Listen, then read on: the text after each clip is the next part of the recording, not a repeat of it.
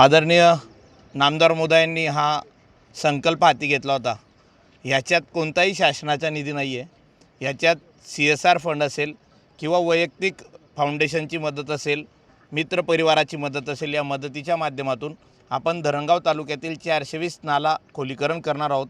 त्याच्यावर सिमेंट बांध बनवणार आहोत। तर पहिला टप्पा हा 50 किलोमीटरच्या या ठिकाणी पार झाला।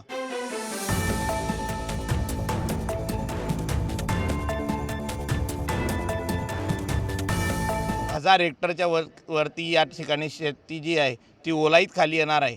बंद पडलेले बोरवेलसुद्धा आज चालू झालेले आपण बघत आहोत। काल जो पाऊस झाला, पहिल्याच पावसात एवढं पाणी वाहून वाहतंय आपण बघतोय। नाहीतर माझंही आयुष्य, माझंही वय 35 आहे, बाकीच्यांचं वय 60-60 आहे, पण पहिल्या पावसात कधी नाले ओसंडून वाहताना आपण बघितले नाही। वरुण राजाने या ठिकाणी देवानेही साथ दिली आणि आदरणीय नामदार महोदयांनी हे जे खोलीकरण केलं आहे, नामदार महोदयांचा संकल्प आहे की शेतकरी हा सुजलाम सुफलाम कसा होईल, शेतकरी हा स्वतःच्या पायावर कसा उभा राहील। कारण शेतीत पाणी असेल तरच शेतकरी हा पुढे कुठेतरी उत्पन्न घेऊ शकतो। त्याच्यामुळे आज आपण बघतो प्रत्येक नाल्यात पाणी तुडुंब भरून वाहत आहे।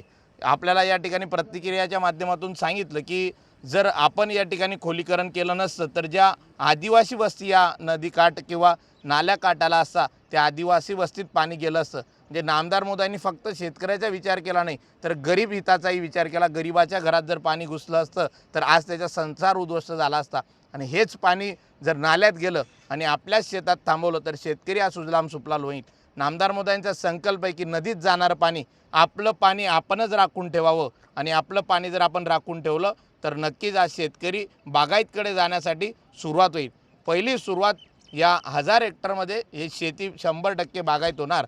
या ठिकाणी केडी बेल्ट नसून पण मला तरी वाटतं येणाऱ्या 2-4 वर्षात या ठिकाणी केडी हे उत्पादन घेण्यासाठी या पाण्यामुळे नक्कीच शेतकऱ्यांना शाश्वती येणार आहे। पाण्यावरच सगळं जीवन आहे। पाणी आणि शेतरस्ता हे नामदार महोदयांचा संकल्प आहे।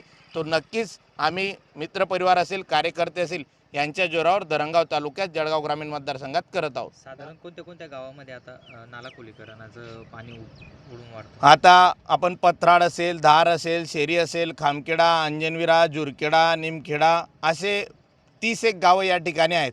या 31 गावांमध्ये आपलं खोलीकरण या ठिकाणी संपूर्ण पहिल्या टप्प्यात झालेलं आहे आणि या ठिकाणी खोलीकरण करत असताना टोटल 17 पोकलँड मशिनरी या ठिकाणी काम करत होती आणि प्रत्येक शेतकऱ्याने, प्रत्येक नागरिकाने या ठिकाणी सहकार्य केलं। कोणती अडचण आली नाही आणि सिमेंट बांधसुद्धा आपले या जेवढे खोलीकरण झाले त्याच्यातले 25 किलोमीटरचं पाणी या ठिकाणी आज आपण बघतात की 25 किलोमीटरचं पाणी त्याच ठिकाणी बंधाऱ्यांमुळे थांबलेलं आहे। उर्वरित काम या पावसाळ्यानंतर सुरू होईल।